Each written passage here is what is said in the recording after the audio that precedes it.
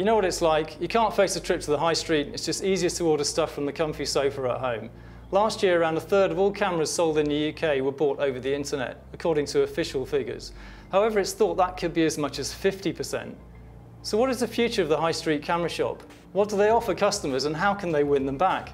If we look at how the market has changed in terms of the retail landscape for photography over the last few years, there's been some pretty dramatic changes.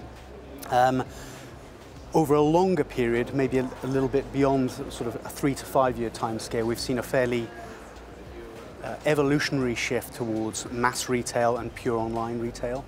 In the more recent times, perhaps over the last 12 to 18 months, we've seen a much more dramatic shift. So we've seen actually big companies moving out of the space because they aren't able to compete. So really thinking about the likes of Comet there, Jessop's being the most significant, and yeah, some smaller players, more regional-based photography specialists. And that's had a pretty dramatic impact on where people buy their cameras and related equipment. Many of us still prefer speaking with staff face-to-face, but there are fewer places to do this now, as this London-based photojournalist explains. When it comes to shopping for equipment, my personal preference is to actually go to a physical shop. Jacobs in the Oxford Street used to be my haunt, along with a majority of Fleet Street. Now that's sadly they went out of business and most of us now go to fixation. The important thing with that is that you're actually physically seeing the equipment, you're trying it out, you're speaking to knowledgeable staff. There are some chains, I won't mention any names, where the staff don't know anything. But if you pick a good independent shop or a small chain where people actually know what they're talking about, are passionate about photography, no matter how advanced you are in your own photography, it's always good to speak to someone else. The number of camera shops in the UK halved between 2011 and 2013, according to figures supplied by market research company GfK. Jessop's closing 187 stores in January 2013 played a big part, but has since bounced back under new owner Peter Jones. Meanwhile, general online stores like Amazon have filled some of these gaps.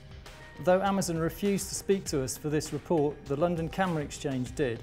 We asked LCE how it discourages customers from coming in for advice and leaving its stores to buy online somewhere else later.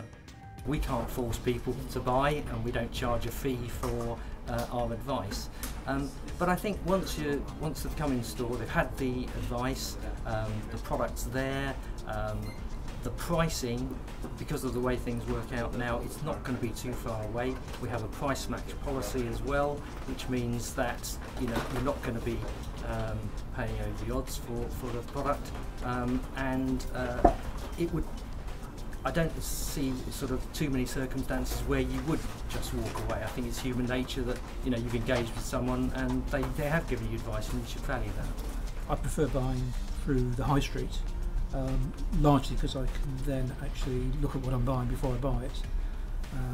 But I have been known to look at things online and then click and collect, so I can actually still see what I want to buy before actually finding to buy it.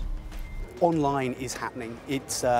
Consumers love it. They love it for certain sectors more than other sectors. So photography, it's a way that consumers like to buy the products, no question about that.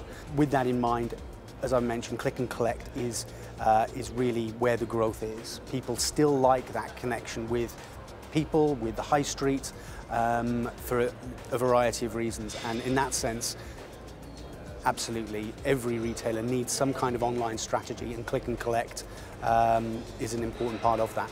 So it seems click and collect could be the future of high street camera shops. And when the industry moves towards higher end cameras, this could play into the hands of specialists offering expert advice.